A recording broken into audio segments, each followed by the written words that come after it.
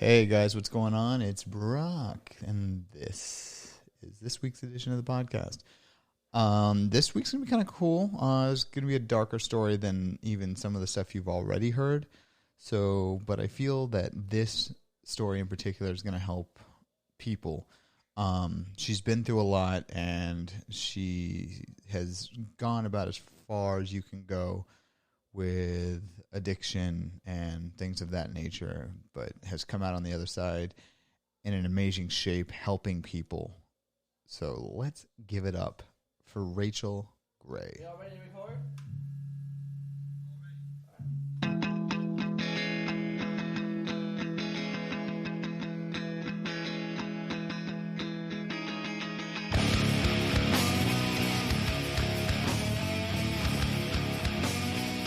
What's up, everybody? It's me, Brock, and I think this is the 12th episode of the podcast. I don't really remember at this point. I'm just doing episodes, and I always say that I'm very shocked every time I get a new episode out because I'm shocked that I'm still sticking with this whole thing. But, yeah, when I started this podcast 4 months ago, I thought of my story, of course, that people wanted to hear about. But there's also somebody else's story I thought about almost immediately. And that person is here with us today, and her name is Rachael. What's up, Rachael? Hi, everyone. So let's just get it out of the way. How I know you was middle school, right? Yeah. Yeah, middle school. Went to the same middle school and kind of floated around the same people. Same high school, too, right? Mm-hmm. Okay. Have you been here your whole life down here in Florida? I have. Really? Yeah, I have. That's good. So there was a while, just like everybody does in high school, you kind of drift apart.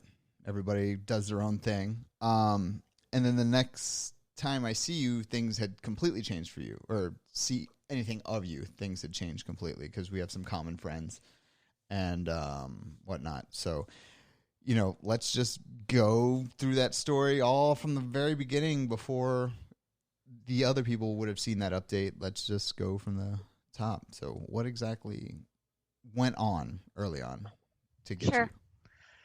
So, in high school, I was a pretty good kid. I was really good in academics, went to school, didn't really miss school. And then after I graduated from high school, I started dabbling a little bit with drugs. And then it progressed and progressed and progressed. I did some coke. Then, it started as like a weekend thing, a one-time thing, and slowly progressed to almost every day. Yeah. Then I got into an accident, and because I'm from Florida, they sent me to a pain clinic, and that's where I found my drug of choice, which was opiates. Well, And the thing I've been telling people a lot on this is that at the time we used to have basically what was called the Oxycontin Express down here, where you could literally just go from pain clinic to pain clinic to pain clinic. There was no database. They had no way to track how many you would get. As long as you had a script, they were going to fill it, right? correct. Okay. Yeah, I mean, it was amazing for me being a drug addict. I was able to, go to multiple doctors and, get a ridiculous amount of pills that I definitely didn't need. But at the time, it just fueled my addiction. Yeah. Yeah. And looking back on that part now, is it one of those things that was like the system kind of ultimately failed you, and if we would have had tighter restrictions at the time, it would have never progressed to where it eventually gets? I don't think so.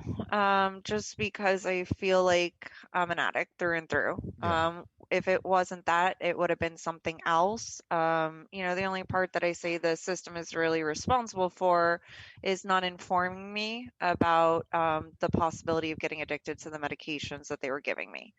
But regardless, I'm an addict, and if it wasn't pills, it definitely would have been something else that I was addicted to. It just, it made it easy for me Yeah. that I started taking them. I liked the feeling. It got me outside myself. I didn't have to think about myself and that I hated everything about my life. I didn't like the person that I was and made me more comfortable in my skin.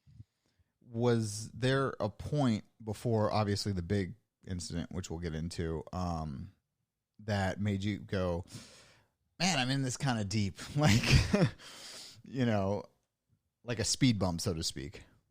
Um, not, I mean, not really. I mean, there were a couple times that I thought about getting help, but it wasn't for the right reasons. Yeah. You know, I thought about getting help because my tolerance was so high that I just wanted to detox myself, Hmm. so that I could feel the high, or so that I didn't have to use as much. And I was just so caught in the grips, and I just didn't care. That's the thing. You Yeah. know, like I'm sure somewhere in my head or the back of my mind, like I knew what I was doing was wrong or that I had a problem, but I just didn't care. Now, when you were, how many did you start with? Like when you first started taking, if you remember this at all, like, was it like 2, 3 a day, 4 a day, and then it just progressively got to 8 to 16? You know what I mean? Yeah. I remember the first time I ever took one. So I was taking blues, which are 30 milligram roxycodone. I took one and I was really, really sick. Now, most people would be like, all right, I'm not taking this again. It made me sick. Not me. I'm like, I really like this feeling, but I don't like being sick. Maybe if I take a quarter, I can still get that euphoria and not be sick. And that's what I did. So I started off taking quarters. Throughout the day, I'm not really sure if I took 3 quarters a day or, how many times I used, but I do remember the amount that I was taking. And then I went up to taking 3 and 4 pills at a time. Yeah. So, up to 120 milligrams per time. And then, I'd always have excuses too. Like if I took the pills and then I went to sleep, then they magically didn't work anymore. So then I had to take them again when I woke up like an hour later. Yeah. And there was always justification for more. And And were you yeah. mixing things like alcohol? Were you still doing coke and stuff like that to, like, make it 100 times what it was at the time? Yes and no. So, alcohol really wasn't my thing. Hmm. One time when I did stop taking opiates because I was dating somebody at the time that didn't want me taking them. So I was like, okay, well, I'm not going to take them anymore. So I started drinking and I hated the taste of alcohol Yeah. and I didn't even really like being drunk. And I got sick pretty much every time that I drank. But I would do it because I didn't want to feel the feelings that I felt inside. Yeah. Um, then the same thing, like I would, try other things, but eventually went back to my drug of choice. While I was using opiates, I really didn't mix too much just because I liked the feeling of the opiates. And if I smoked weed while on them, a lot of times it would make me sick. But sometimes I take Adderall with them. I really didn't like benzos, so I really wouldn't take them too often. I would trade them for more opiates.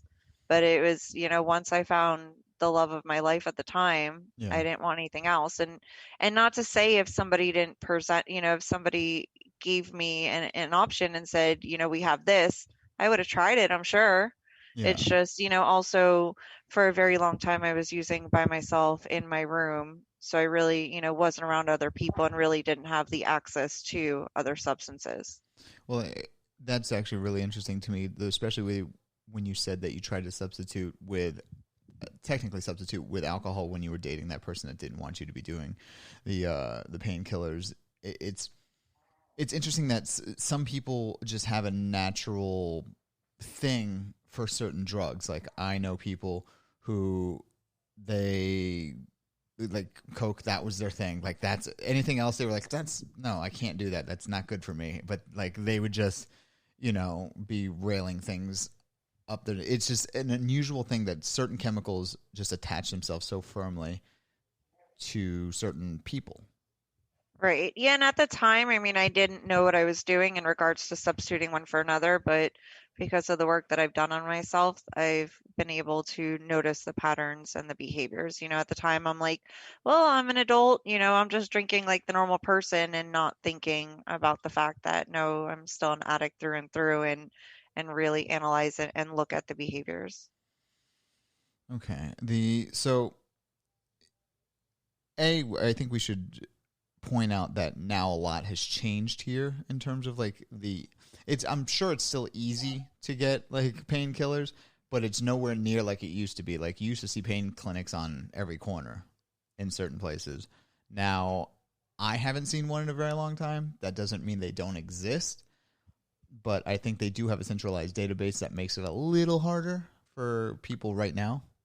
Yeah, I mean, and then the difference between people using now versus when I was using is the heroin that's down here. I had tried heroin a small amount of times and it wasn't good, and that's why I didn't get hooked to it. Yeah. Not because I was better, not because I didn't, anything like that. It's just it didn't have the same effect. Yeah. So people now have flooded the market down here with heroin. It's cheaper, it gets you higher quicker, and so many other things. So people have moved to heroin.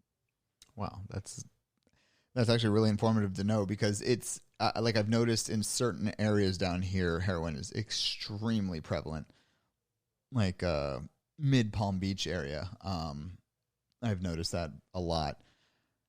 So when you started getting to the worst that you eventually got to, were you just insulating and, like you said, keeping yourself in your room, or was it like a going out and partying, just being messed up pretty consistently the whole time? No, I was pretty much by myself. And it's funny, so you're talking about right now that heroin is prevalent in certain areas, and I know you asked earlier about if I think the doctors or the system was to blame. Mm-hmm. They definitely had a huge impact on heroin being down here, because there were so many of us that got addicted to opiates from doctors. And when I first started, they were like a few cents a piece, and then they went up to $30 a piece, and then I've heard even more. Wow. And heroin's a lot cheaper, and so unfortunately, a lot of people that went to the pill mills like me got hooked on heroin. Yeah. But the answer to that question, so I mean, when I first started using, it was fun. I would get high, and I would go out with people, and I would do things. And I mean, when I look back now, I think about it wasn't really fun. Pretty much the entire time I was out, I wasn't even enjoying myself. Yeah. I was just thinking about that I needed more drugs, and I wasn't high enough, and just so much of it. But towards the end, and for a while, I was just using by myself. I didn't want to be around anyone. I would stay in my room. I would isolate from people, and just get high. Did you, and this is probably a weird question, but did you ever get to the point where, like, there was somebody else that was on the show that said that they were taking from their family? It's weird. They were taking from their family, but not their friends. But Yeah. did you get to that point where you were taking, like, stealing to sell to get money for the addiction? So I didn't actually pawn any of their items, and it's just because I didn't have to. I'm Yeah. not saying that I'm better than No. the person that did. No, no, no, it's not that. I don't. That's just something that we talk about in the rooms. Is my circumstances were different. Yeah. So if I didn't have any other option and I had no way to get drugs, I'm not better than that. I would have Yeah. definitely pawned your stuff, pawned my stuff, and done all that. But I was in a meeting recently, and someone was sharing about, when their father died, and it brought up a memory for me when my father died. One of the first things that I can remember doing was going and taking his pills. And he had a whole bunch of, oxycodone and oxycontin, and he had a whole bunch of other medical pills. And I'm Googling to see, can I combine these pills to get high? What Yeah. combination can I mix together? What if I take this and this? And like, unfortunately, that's like the sickness of the disease of addiction. I'm not thinking, I mean, granted, my father and I had a very, very rocky relationship, but still, I mean, that's my father. Yeah. But one of the first things I'm thinking about is oh, cool, I have a whole bunch of pills now. Yeah. Yeah. And that's the sickness. Yeah, and I think that actually speaks volumes about where it can lead you. Like, usually, no matter how rocky or tumultuous a relationship is with a mother or father, like, their passing would strike a chord with most people. And the fact that your brain was like, I can raid his med cabinet now. Like, we're good. Like, that, I think that speaks loudly. One of the things that that I was unsure of. So this is like a little bit of a rougher part is when I saw you for the first time ever was on a Facebook post. And it wasn't from you posting. It was from a mutual friend posting that you were in the hospital. There was no information to my, like, I had no information. I had no, like, wherewithal to find out anything. What happened that got you to that point? Like, was it an accident, another accident? What happened? So I was 28 years old. I was living with my parents. I don't think I was, no, I wasn't working at the time, and I just felt alone. Yeah. I felt like, I was going to be a drug addict for the rest of my life.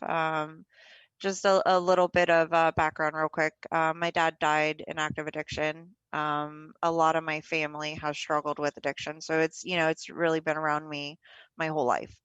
And I Same really, with I'm me sorry, go as ahead. well. No, I was gonna say same with me as well. Like a lot of my family does, like on my mother's side, very, very active addiction. I'm sorry. Well, No. hopefully, if they haven't gotten help, they do. Yeah. And, I didn't really think that there was a way to stop feeling the way that I was feeling. I felt completely alone, and I just felt like I had absolutely no future. I felt like there was no chance for me ever to be happy. I felt miserable, and I hated myself. I hated everyone. I felt like everyone hated me. So at 28 years old, I attempted suicide with an overdose. Do you and again in the middle of addiction, your tolerance is probably pretty high. So the fact that you were able to take that much, it says a lot, at that point you said there was points where you were taking, 4 to 5 or 3 to 4 pills a day. So to push it even further than that, that's saying a lot, honestly. Um, Yeah. how long were you out for? I do remember seeing the daily updates, but I don't remember exactly how long it was. Yeah, I don't really remember them either because I was in a coma. So that's how far it got, though, is that you were in a coma for a good amount of time, to my memory. Yeah, I mean, I feel like it was like a week or so that I Yeah, was in a coma for, and I really don't know what I took. I mean, I was taking, 3 to 4 pills at a time, and I don't remember how many times a day I was taking them. And I had just grabbed everything that I could possibly find, including like gym supplements, and we're not 100% sure, but we think I drank actual poison too, yeah. on top of taking a whole bunch of God knows what. Um, and my mom and her boyfriend found my lifeless body, half in the bathtub, half in the shower at their house, and they called 911. And yeah, they told my mom to plan my funeral and that I wasn't going to make it through the night. And it's the second time that's happened in my life. I was born 3 months early, Yeah. and my parents were told to plan my funeral when I was born because I wasn't going to make it. So, I mean, this poor woman being told to bury her daughter twice, Twice. and she didn't give up. So I had like some blood transfusions, and I'm not really sure. A lot of it's kind of like a Of blur. course, of course. Um, in regards to what actually happened in the hospital. Plus, I was hallucinating for like days. So, what I think happened at the hospital and what really happened is not the reality. Yeah, So, of I'm not course, of really too course. sure. And I um, can laugh about it now. And my family and I, we laugh about it and we can joke about it now, because it's been a while, but well, I think that's important also to be able to look back on it with, something other than pain to great. a certain extent. Um, when you finally got a little clearer after the coma and everything, like what was the first thing you thought about when things kind of cleared up for you, like that you can remember at least? Yeah, I was pissed. I was really pissed that I didn't die. I did not want to wake up. And truthfully, like I also kind of felt like a failure because I'm like, great, like I can't even succeed in killing myself. Like, Yeah. really? I'm really trying not to laugh. It's just the way that No, you said that is I really think funny. it's funny. I find a lot of humor in it, and and now thankfully, like I'm at a point where I can laugh and I can joke about it, Yeah. and I mean, yes, it's 100% very, very, very serious, but that's humor sometimes is how you get through things, and I've worked through it, Oh, and I I've think used it. it's just funny looking back. Like most people with near death experiences are grateful, and Hmm. I'm just like, You're just like, oh man, it must have been the pre-workout that I mixed into everything. And so when when you came to and everything, technically at that point, were you already detoxed? yeah, technically, yeah. Technically, and so I'm assuming you went to a rehab after you got out of the hospital. Was it like a directly after thing, or was it just like go home, like take a second for yourself and then check in, or was it like no, you need to go right now? So it was I need to go right now, but I really didn't go willingly. My mom gave me an ultimatum that either it was going to treatment or being homeless, and I've never been homeless in my life. So I said, okay, I'm going to treatment. That was like a I'll one give person intervention. Yeah, I mean, I'm like, I'll give this a shot. That's funny you say intervention because my mom tried doing interventions on me while I was using, and somehow, like, I never went through her emails, but one day I decided to go through her emails and I saw there was an email from the show intervention and I lost my shit on her. And apparently, if I mean, I don't know now, but like back then, if you know that they're going to do an intervention on you, they won't do Yeah, no, it. yeah, they won't. Usually that's the deal breaker. I could have So seen yeah, that though. they didn't do it. But yeah, so I pretty much went to treatment straight from the hospital. I had to see my dog.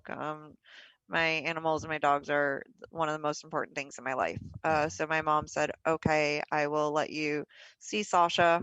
And truthfully, I did get my hair dyed because it was a hot mess. It was orangish. It was supposed to be blonde, but it was on drugs, and I really didn't I care. actually So remember that. Like I remember your hair color, like specifically just because of the pictures. yeah, so I kind of convinced her, but I mean she was with me at the salon and she knew, okay, you know what, she's gonna go. And I work in treatment now and I really don't advise people doing what my mom did necessarily, but everyone's different. Yeah. And yeah, so then I went to treatment that day and How I've was been the process of being in treatment and like getting there? Like that's something I've always been curious about because I have not gone through a process like that where, you're at this strange place with these strange people and like you just got to trust that they're going to do the right things and that you're going to follow their advice and things like that. Like how was that going into it? Oh, it was awful. It was really, I come from having my own bedroom, having my own bathroom in my bedroom to, oh, now you have to share a room and an apartment with multiple females. And I hated women even more than I hated men or myself. I had no friends.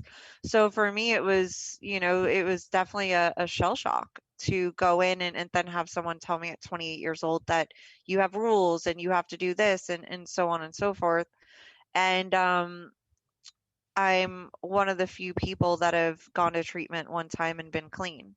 Unfortunately, most people relapse and hopefully they make it back and hopefully they get clean. But for me, it was, a very, very new experience where I was with a group of women who had done this before. Yeah. They had been through treatment, they knew the process, and it took me a while just to say I was an addict. I blamed everyone else for the first week or two and blamed everything else and didn't want to take a look at myself. But, I will say that it saved my life. It changed my life. And, at the time I wasn't really grateful and I was probably one of the worst clients ever because I was extremely demanding and I was extremely entitled and so many negative characteristics. But, I stuck through with it. And although I wanted to leave almost every day and I had nowhere to go. So my mom setting those boundaries and no longer enabling me, that's really the reason I stayed. Not because I wanted to get clean, not because I wanted to change my life, not because I cared about any of that at the time. I just didn't want to be homeless. Yeah. And you figured that, hey, I can kind of bullshit my way through this and then come out on the other side, and those repercussions will be gone because I did go to treatment, you know. Truthfully, I don't even think I thought that much into it. I mean that is actually a pretty good idea, but I really don't think I was even thinking about that. I don't know. I just didn't want to be homeless, and I said okay. And then, once I surrendered, and said I was an addict and started working through some feelings in there, then I got a little glimpse of hope, and I started feeling a little bit better. And I didn't by any stretch of the imagination think my life would be what it is today. Yeah. But, I had some sort of hope that, I didn't have to die right then, and there would be some type of future for me, and there was some type of chance of me being happy for the first time in my life. Was there a specific thing that you overheard while you were in there, or something that somebody said that kind of made it like click in for you? Like, that was just like, oh shit. Like, I can't remember anything specific. yeah. Um, that turned on the light bulb for me, but I guess it Probably was just the fact that you would be homeless. That turned on the light pretty quick. probably. Yeah, so I did inpatient treatment, and then I wound up extending and staying longer than the 30 days that I agreed to do, because I was having really, really bad obsessive thoughts and paranoid thoughts. And unfortunately, and I don't remember if I had these thoughts prior to the overdose or prior to the really heavy active addiction, but I was extremely paranoid that everyone was out to get me, and so many things that I was scared. I Yeah. didn't want to go back out into the real world, and I wasn't thinking clearly, and I stayed an additional 2 weeks to try to work through those feelings. And I mean, I'm guessing that they were part of what happened when I overdosed. Just all the chemicals and everything happening, but I don't know. I mean, I think that speaks to the strength of your will to do better, just because most people after that 30 days are done, they're gone. They're like, all right, I did my time, time to get out and go do my thing. And that's when they weren't ready to face what was out there. And then they wind up being like your roommates right back in again. Right. Thank you. Because I just don't think they got the tools. Like, I'm sure if you actually take in what's happening during the treatment and the things you're supposed to learn, there's a reason why it's treatment still going on to this day, that it works, obviously, if you kind of surrender to the process and really do the work on it, is Yeah. what I'm going to assume, at least. And then after you got out, what was kind of restarting your life like? Because I'm assuming that's what it basically felt like. You were restarting everything from scratch. You were at zero at that point. Yeah, I was 28 years old, and I moved into a halfway house, which is just basically like a shared house with other women, and you have a curfew, you have rules, and you have to pass drug tests. And depending on the halfway house, some of them require you to do outpatient therapy, some of them require you to go to meetings, and so on and so forth.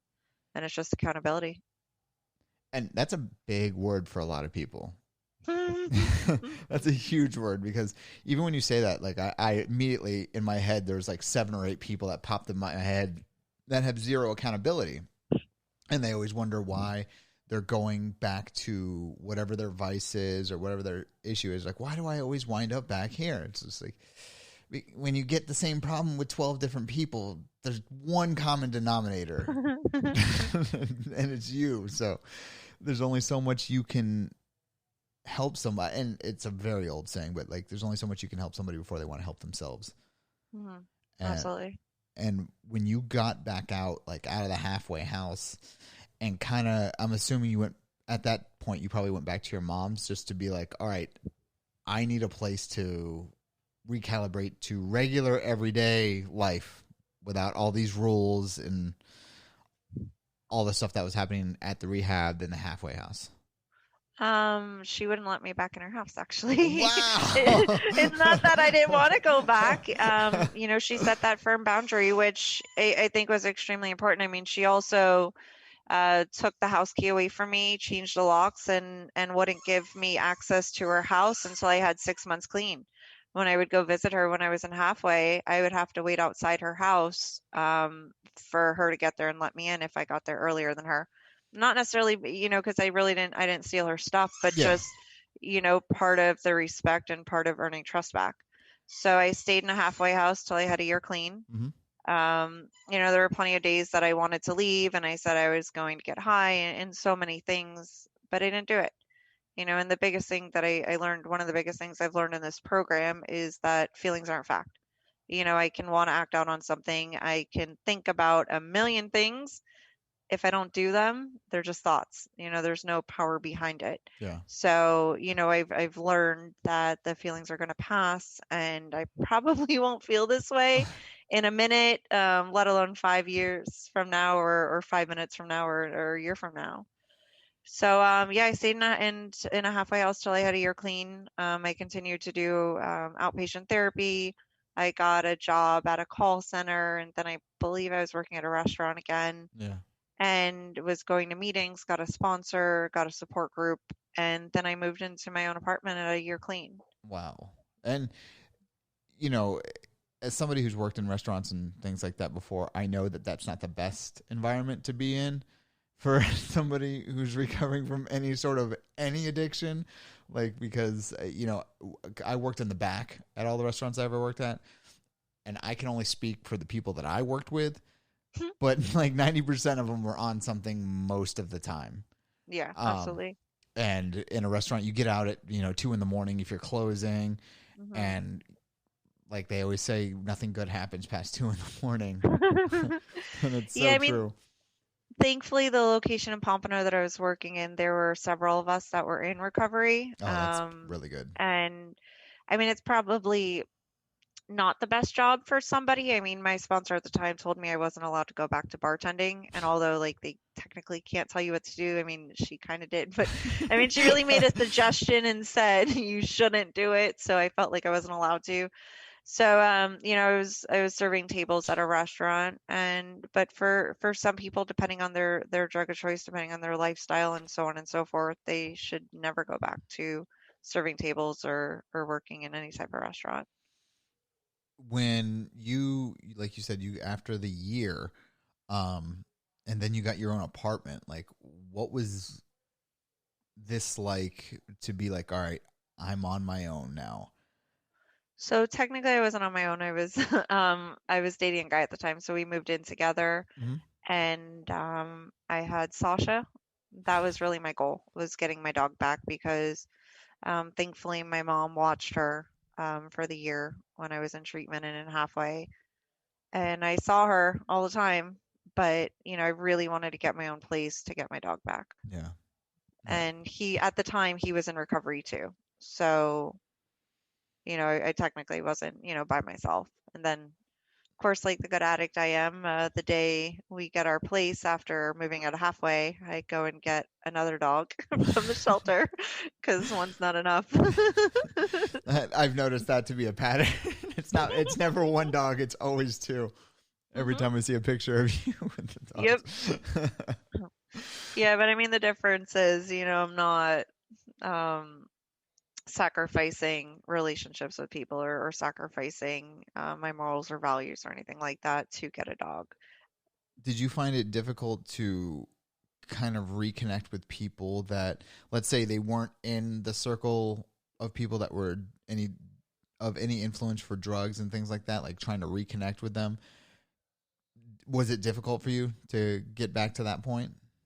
Yeah, it was really weird. It was really awkward. And it was the entire process was awkward, whether it was reconnecting with people that I had never used with Hmm. or reconnecting with people that I had used with.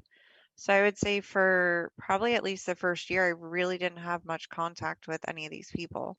And it's also because I felt like I felt a few things. I mean, I'm sure I felt ashamed or embarrassed about the way that I used to act, and then I really also felt like I had nothing in common with them because Yeah. at the time in early recovery, my life completely revolved around recovery, going to meetings and surrounding myself with step work and doing those type of things. So I really felt like there would be no common ground or really nothing for us to talk about. I mean, aside from my family, Yeah, but yeah, of course. yeah. Well, that's a really again, I feel that though you kind of were just like, yeah, no, no, I'll go to recovery because you will take away the house from me. I feel like you did make a lot of like purposeful moves, whether it was conscious or subconscious, um, that you were so receptive because as many people have had that threat before. They were like, yeah, fine, throw me out in the street, whatever. I'll just let this get worse. Um, that you really did, and you still do. I'm going to assume because Mhm. um, you fought very very hard, Thank you. and now you've gone from like you said, you went back to serving and things like that, and you came all the way back around to helping people that were in your position. How did that all come about? So I was serving tables at the time, and then a friend that I met in the program asked me if I wanted to help people get into treatment. So I said, okay. So I started working at a treatment center. And truthfully, I kept my job at the restaurant working one Sunday a month because that's what I needed to do to keep my job because I didn't think that I would be good at this. Like I didn't think I'd be able to help people. I didn't think that I'd be successful. And I mean that just speaks volumes about how low my value, my self-worth was even with the college degree from the University of Miami, graduating with no problem and always being really book smart and all that I still really didn't have much self-worth and really didn't believe in myself. So I kept this restaurant job Yeah. and yeah, I started working at a treatment center and I got good at it and I was, able to help a lot of people that were in the same situation as I was or a similar situation, change their lives. And now I work at a different facility, the director of admissions for Wow. Recovery Unplugged. That's incredible. Thank you. Yeah, so I started, in the call center and, worked my way up and it's really cool. And it's really awesome to not only be able to help and make a difference in people that I don't know. I've been able to help family members and friends, personal friends, Yeah. go through Recovery Unplugged and get clean and change their lives too, and just see the differences in all these people. It's really, really cool. Now, when you're working with people who have addictions, is it mainly like opioids and stuff like that, or is it alcoholics and the whole gambit that you're So it's specifically like? It's a mix, but we actually look at this information. So it's primarily alcoholics followed by opiate addicts.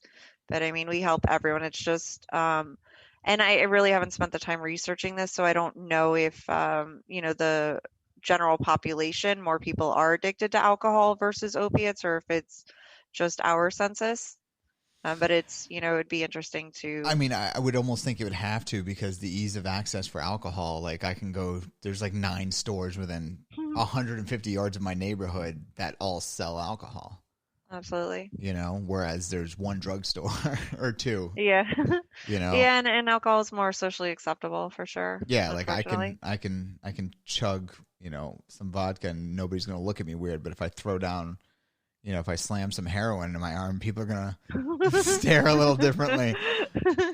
Um, Yeah, I mean that just speaks, it's really funny because, for someone like me who's an opiate addict, like, and all of my friends that are in recovery, we are primarily opiate addicts. So that's why yeah, I say that because that's what I'm used to. That those are the people that I'm used to are opiate addicts, and it's kind of the anomaly to meet somebody that's an alcoholic, recovering alcoholic, for me at least. yeah, But for someone like you that's out in like the real world and like and speaks like normal people all the time, and of course, yes, it makes sense, but I'm just speaking like about, the people that I know and the family members and so on and so forth. For me, we're all opiate addicts and recovering opiate addicts. yeah.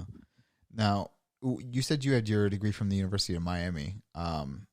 What you have like a bachelor's in what, or associates in what, or master's in what? A bachelor's in criminology and philosophy. Yeah, I mean, I can see how that would come into a little bit of use where you're at currently. Um, my question, when you were, I don't know exactly what you do now works, but like, do you get like the first person you ever had to deal with that was an active addiction for these facilities? When you get quote unquote assigned or however that works, what was did you have anxiety? Just be like, oh my, I'm like kind of responsible for this person going through this process. Yeah, I definitely had anxiety. I wanted to say the right thing to this person. I wanted to help this person, and I really didn't want to mess up. Yeah, yeah, yeah. I can totally understand that. Did you, and again, these aren't things that you ever have to talk about, but have you had a person come through that you were pretty heavily invested in that it did not work out for one reason or the other? Yeah, I mean, I can't think of any off the top of my head, but I mean, based off the statistic, yes. I mean, my role's a little different now because Yeah. I manage the team, so I don't really have so much interaction with the specific clients. Hmm. But I mean, I can think of some that I helped get into Recovery Unplugged that, unfortunately didn't stay clean. Yeah. And, thankfully most of them had other opportunities to get clean, but I mean, I'm sure there were some of them, that went through, our program or went somewhere else and are no longer here. Did And that's why like you have to stay so vigilant because unfortunately, drugs today aren't what they were when I was using. I no. really didn't hear of people overdosing and dying. And, you can open up at least my Facebook because of my friends, but I'm assuming it's the same for Oh like the yeah, it's general for the same for population everybody. Yeah. is, Fentanyl. just, yeah, people are dying left and right. And it's sad. It's super, it's awful. Yeah, like a They, few years ago, it was really unusual to hear like, "Hey, person was found at a red light, slumped over." mhm. Now, you probably hear. I mean, not with the virus thing that's been going on, but like normally, if things were normal, you'd hear about it at least once a week, like a story of a body cam from a cop that like is saving somebody because they're overdosing on fentanyl with their kid in the back seat, something like that. Yeah. And some people will get help and go out one time and they die, Yeah, and they don't get the same opportunity that I was given. and you do have a lot of people that when they relapse, they go back to trying to use the same amount they did when they were in like heavy addiction, like they haven't used anything in 3 years, let's say, Hmm. and they relapse and they were like, oh well, I was using this much before I stopped, so I'm just going to go back to that, and it kind of overloads them, if I'm not mistaken, on how that all works. Yeah, 100%. Then the other part of it too is that you don't really know what you're getting, because it's not like if you get bad drugs from your dealer, you can go up to him and say, "Hey, man, like I'm going to call the cops on you, man. you can't really do that. The cops frown upon that just a little Just bit." a little bit. But people are mixing things and pressing pills, even if you're not doing heroin or you're not using any type of powder substance, people are pressing pills. So you may think I'm taking, a 15 milligram this or 30 milligram that, and it's not, it's mixed with whatever, and you may eat it. You may not even snort it or shoot it, Yeah. and you're dead. So it's crazy. It's just absolutely crazy. Going back to the show intervention, do you think that did damage to the world that you currently work in? Like, because usually when a show comes out about any line of work, it completely hurts it 90% of the time.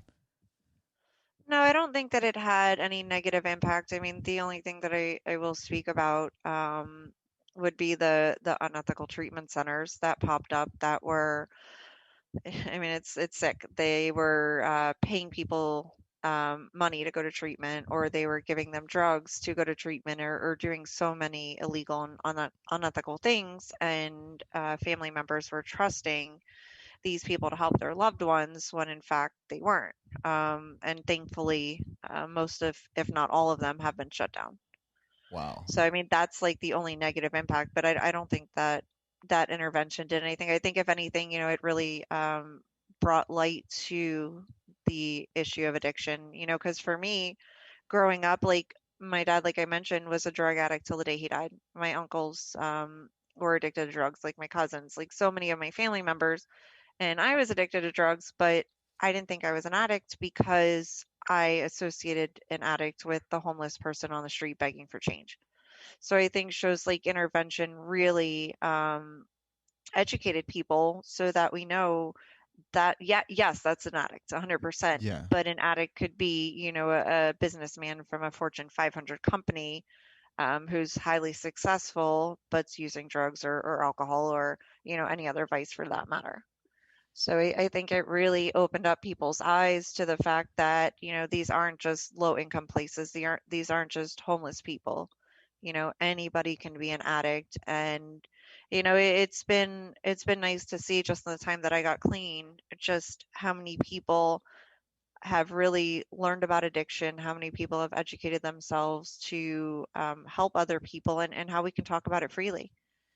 Yeah, I I know. do think that's very, very important to be able Mhm. to talk freely about addiction and things like that. Like, because of my family's past, I've had to do the same thing. I've had to learn about it. I've had to study as much as I can with the limited amount of resources that I've had to learn about it. Um, but I've learned about it through a lot of friends. I've had a lot of friends who've gone through rehab and things like that. In fact, my brother, last time when I saw him at Christmas, he was just like, "Do you have anybody who's not an addict that's your friend?" And I was just like, "Yeah, I've got plenty, but like, what are we gonna talk about on here? Like, Yeah, I mean, a resource that really helped my mom, there are Al-Anon meetings or Mhm, Nar-Anon meetings, mhm. and those are for family members of drug addicts and alcoholics. And I just they found out really, about those. yeah, they're free meetings. I don't know what's happening with COVID. I'm assuming they're on Zoom. They may have some in-person meetings, but they're nationwide and they're free and they're helpful, and you can go whether you have a loved one that's in active addiction, somebody that's clean, somebody, that passed away from the disease of addiction, or, where in between.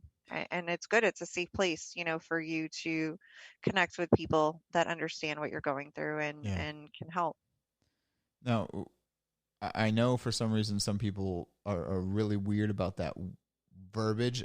I'm not. I'm fully on board with it when people say the disease of addiction, because I've seen what it does, Hmm. um, and the fact that so many people in one family, it like you said, it could be a trait that's passed down. If Hmm. it's your dad, your grandfather, your uncles, and it's a giant tree of addiction that, like, I don't know what else you could technically call that. It's a Right. disease. It's something handed down. Yeah.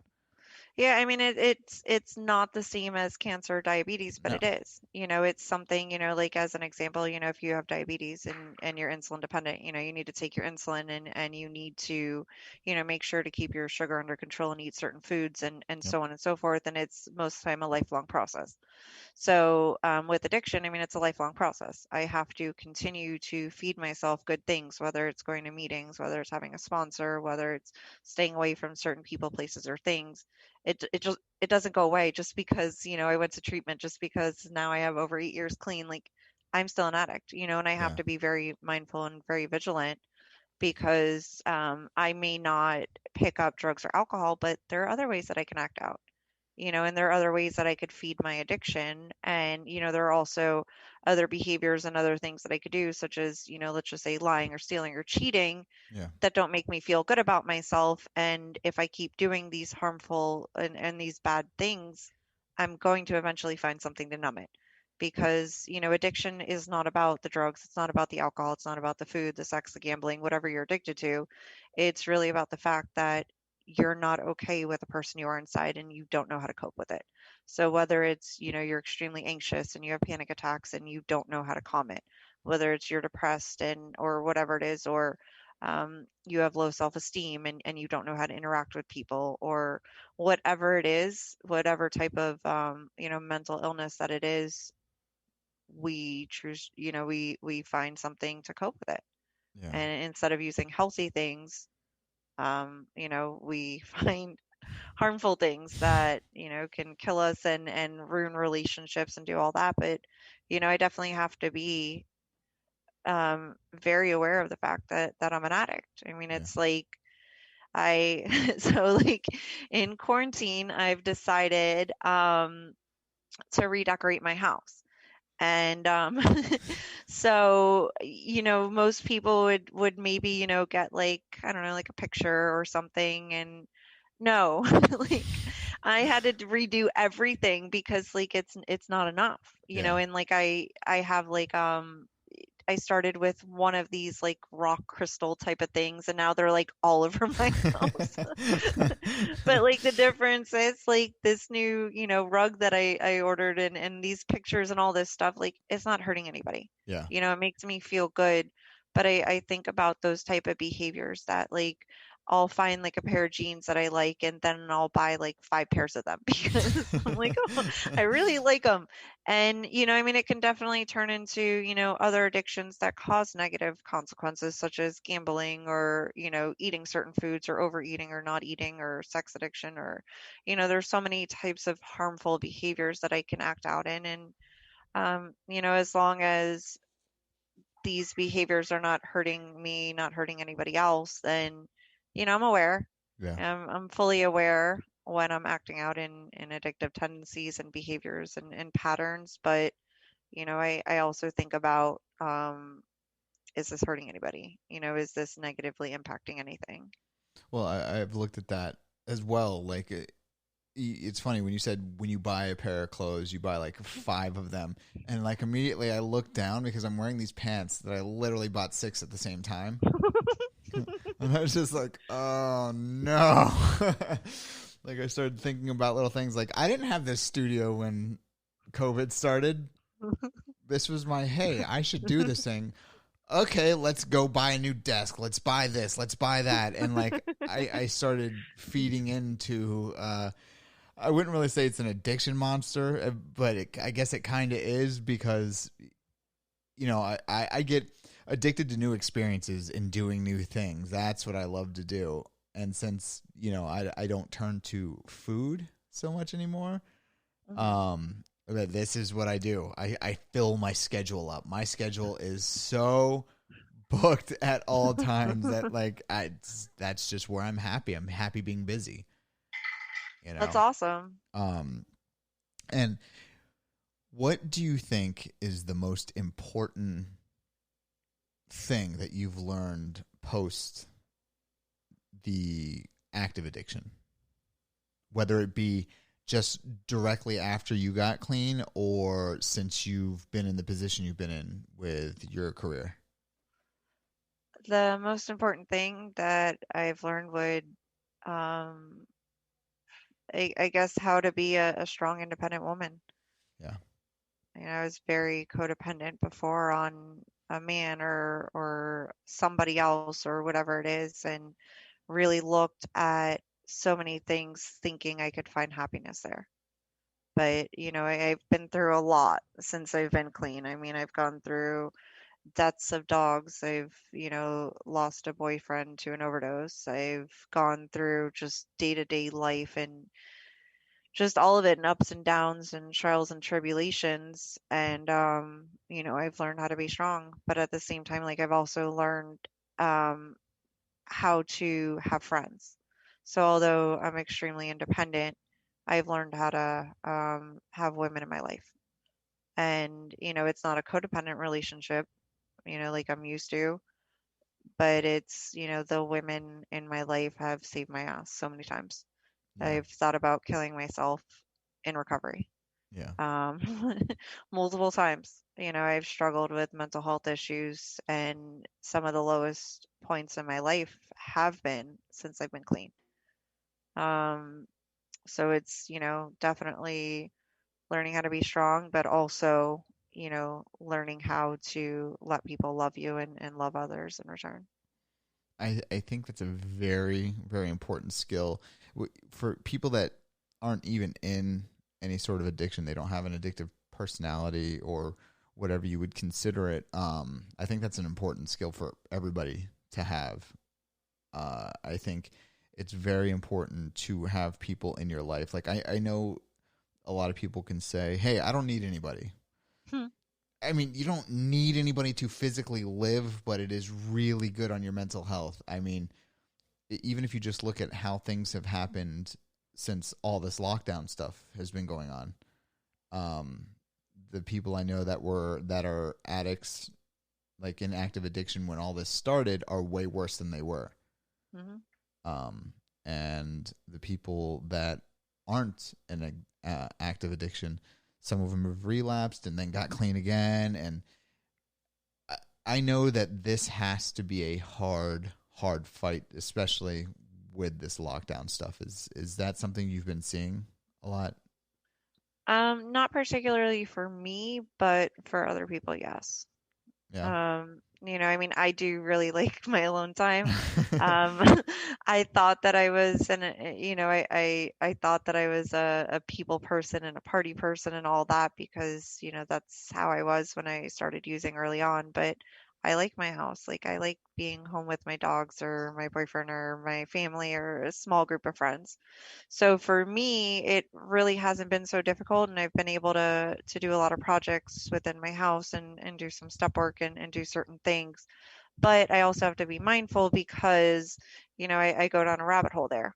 So I have to make sure that I'm going on Zoom and I'm going to meetings and calling my sponsor and doing all that stuff. But there are plenty of people out there that don't have internet access, Yeah. that are homeless and using drugs and want to get clean. So for someone like them, it's extremely, extremely difficult for them to get help or to stay clean. Then there are other people too that, you know, they're not okay being alone, for really any extended period of time. And, for someone like them, um, it's extremely important. But also, I mean, my mom lives, a street away. Yeah. So And for you're allowed in me, the house now. yeah. And so even, I really have not, I mean, yes, I spend time by myself. I spend time with my dogs and stuff, but I spend a lot of time with my family, and I have those type of, relationships and friendships and everything. But, for people who don't have that, it's extremely, extremely difficult. I'm definitely grateful that I've been able to build these relationships and keep them. But for someone that's new or even someone with strained relationships, that there's so many people Yeah. that it's difficult for. It's funny because I tell people all the time and they look at me a little crazy. I tell them that, well, yes, I've done the music thing, I've done the stand up comedy thing, and I've always been kind of like an outgoing person. I 100% consider myself like an extroverted introvert. Hmm. Like I can go out, I can do whatever I need to do, but I'd much rather be here. Hmm. Like not out, not doing anything, not feeling like I have to put on any sort of like, face or show to be like, "Hey, how's it going?" Like that's not my thing. It's exhausting, Yeah. honestly. Um I think that the work you're doing is super important. And I don't know if it's as common that people in your position go back into that world and kind of make it a career. Is that very, very common, or is that an aberration, like an outlier? I mean, with my experience, every one of my team's in recovery. So I think, granted, yes, somebody that has not lived the life of an addict can help somebody. But in my experience, I feel like people that have been through it can best understand and help, someone else that's going through it and really understand and connect with the person and, And make a difference. a question for the people that have family members, for example, that are in active addiction, like what can they do, even just taking the first step to try to approach them to help them? I mean, the first step would be getting that person to admit, that they don't necessarily have to say they're an addict, but just that they're willing to get help. Yeah. That's the first step, and whether they're going to do it willingly or not. Mhm. Um, if someone is willing to get help, I mean, you could just have a conversation with them and let them know that, you miss the person that they used to be. You can Yeah. bring up memories. You can, basically invite the person to tell you that they're not happy with the way things are, because a lot of times when we say the words ourselves and we start talking about the reality, then it sinks in. If I start telling you about um like the Thanksgiving that I was like passed out at the table as an example, it's not my mom saying, "Hey Rachel, you remember when you passed out the mashed potatoes?" No, it's me, when somebody asked me about that Thanksgiving, as I'm just making an example, and I start talking about it, then like I start internalizing it. Yeah. So, I mean, that open line of communication, I think it makes a really, really big world of a difference, when that person starts talking about it instead of you pointing fingers and saying, "Yeah, don't you remember when you were fucked up here? And don't you remember this?" Like, so, because we get defensive, completely defensive. So, start that open line of communication and see where it takes you, and be encouraging. I think Al-Anon and Nar-Anon meetings are extremely helpful as well, for the loved one to have that support Hmm. and have somebody that is going to have their back and somebody that's going to understand what they're going through. If the person isn't willing to get help, I mean, in Florida, there's a Marchman Act where you can, in essence, court order someone to go to treatment. Um, you can also get an intervention. Yeah. But I mean, the biggest thing is that you can't back down. I mean, because it's life or death. If somebody tries to manipulate you and say, okay, husband, wife, mom, dad, whoever it is, "Oh, I'm not that bad. I'm just gonna do this. I'm gonna do this." Like, your loved one could die. Yeah. And I've seen it unfortunately happen that, family members will call in looking for help for their son or their daughter, and they say, "Oh, Bobby's gonna try it on his own." And we check in a week later, and Bobby's dead. Yeah. And it's sad, it really is, and I'm sure the parents are really beating themselves up, but unfortunately it is life or death. So you do have to set those boundaries. You have to stop enabling them. And they may curse you out, they may scream at you. I mean, I called my mom every name in the book, and I said so many hurtful, mean things to her. But if she didn't put her foot down, and if she didn't say that and really truly mean, not just say, I mean, if she really didn't truly mean that I was going to be homeless, there's no way I would have gotten help, because we tried it so many other times before. Yeah. And I always manipulated my way out of the situation. So you really have to stop enabling the person, stop making it easy for them, whether it's um, a financial thing, so cutting them off financially, not paying for their phone bill, not paying their car for a place for them to live. And that also means don't give them money. Yeah. So even if they say, that they want a gift card for Publix, they're going to pawn it. Yeah. So do not do that. If they really want food, and you can buy them food and give them actual food, but don't give them a gift card. So don't make it easy. If you're not helping the person financially, there's also, the emotional aspect of it. So you can say to them, "I love you, so and so, and I want you to get better. However, we can't have you here on Christmas, or we can't, have whatever it is, Yeah. or, just having that emotional detachment." And then I hear people say, "Well, I'm scared they're going to die if I do this and this and this." And the reality is, if they're going to die, they're going to die. And you don't want to, contribute, unfortunately, to it. Of And it sounds course. harsh. Some people are like, "How could you kick your daughter out? Weren't you scared?" And this and that. And I've seen it happen where parents kick people out, and their loved one stays on the street for a little bit of time, or even an extended period of time. Yeah. But I mean, unfortunately, that's what you have to do when dealing with an addict, is you have to set those boundaries. You have to make it difficult for them, because the easier you make it, they're not going to get help. I mean, my mom yelled at me and screamed at me so many times, and I didn't care. I was like, all right, whatever. She's going to yell at me. She's going to bitch at me, and I'm just going to go back to using drugs and whatever. It's fine. But like, I didn't have any actual consequences. So there absolutely have to be consequences. And you have to stick to your guns about whatever you say you're 100%. going to do. Yeah. And if you're, so let's just say you're a mom and dad of a child that's using, you guys have to be on the same page Yeah. because they are going to divide and conquer if they can.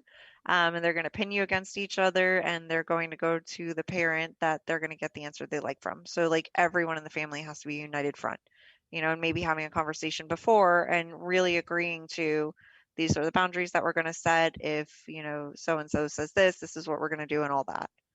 But I mean, there is help out there for people and, it's something that it affects the family. So they say it's a family disease, and what is meant by that is that the family members also have to change. Do you think that it's if you were going to have an intervention, do you think it's worth it to have the interventionist there, or for the family to just set up everything on their own, get it done, and then try to get them over there? Every case is different. Every single situation, it's so different. I mean, I did an informal intervention on one of my mom's best friends and her husband, Yeah. and we didn't have a licensed interventionist there. I did bring another coworker with me just because it was nice to have somebody else there. And I'm not a trained interventionist by Yeah. any stretch of the imagination. But, so we did kind of an informal one. They got to the house, all their family, their friends, and the other gentleman and myself were there. And we did an informal one. They agreed to get help. Um, but it doesn't always work out like that. Even with the licensed interventionist, it may not work the first time. Yeah. But I mean, that doesn't mean to give up. And you can speak to the interventionist and ask them what the next steps are and so on and so forth. But, it depends. It really, really depends on what the person's using, what you can do to cut them off. Mm-hmm. For someone like me, my mom didn't need an intervention at that time because she just said, okay, well, I'm not going to pay for your car, your phone, your food, or your And you're house. not living here, yeah.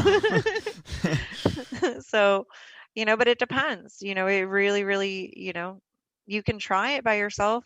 Some people need licensed interventionist and some people need legal recourse taken. Yeah. Yeah. And I think that's important to know, for people to know that every situation's not going to play out like, unicorns and hippos, where it's like, hey, we want you to go to help, and the person's like, okay, and then they just go and get it. Like it doesn't play out like that sometimes. Most of the time. And I mean, thankfully now, I know you kind of alluded to this earlier, is that we have so many resources at our disposal now. Yeah. You can go on Google and you can, even if you don't want to join an Al-Anon or Nar-Anon meeting, I'm sure there are plenty of support groups online.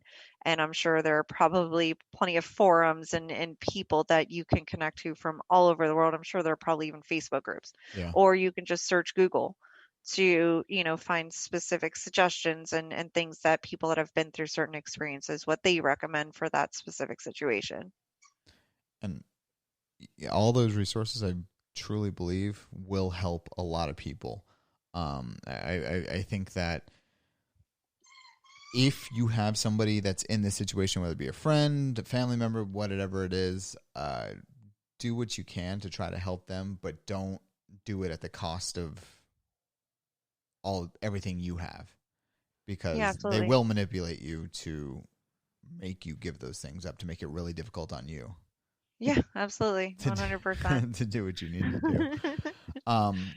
Before we go, is there anything you want to plug for anybody, so maybe they can reach out or something? I don't know. No, I mean, there are plenty of, resources online, plenty of resources, at everyone's disposal. I mean, I can give a shout out to my job. Yeah, I mean, sometimes all it takes is knowing the name of a place. Yeah, so it's recoveryunplugged.com. And I strongly believe in what we have to offer. And, it's cool, like I said, seeing family members go through the program. But, not everyone needs to go to treatment. There are plenty of other resources out there. And just because you're struggling with something doesn't mean it. But it saved my life. So for some people, it is going to be the solution. Some people just need detox. Some people need, like a year-long program. Yeah. And, the thing about addiction is there's not a one-size-fits-all solution. But there are multiple resources and ways that you can combat addiction so that your loved one doesn't have to become another statistic. I could not have said that any better, because obviously I'm not in that world to say things like that better. Thank you so much. And like I said, part of this is thinking of your story and to get this off the ground. So. Of course. Thank you so much for having me. And I'm sorry that it took me so long to do this. No, you've got a busy life. Like, this is literally the only day you could do it for the next, like, X amount of time. So I'm glad you were able to squeeze me in at such last minute notice. Thank you so much. Thank you. All right, guys. Thank you for being here, as always. And I know you guys enjoyed that show a lot, because it's very informative to me as well. So until next week, I will see you later.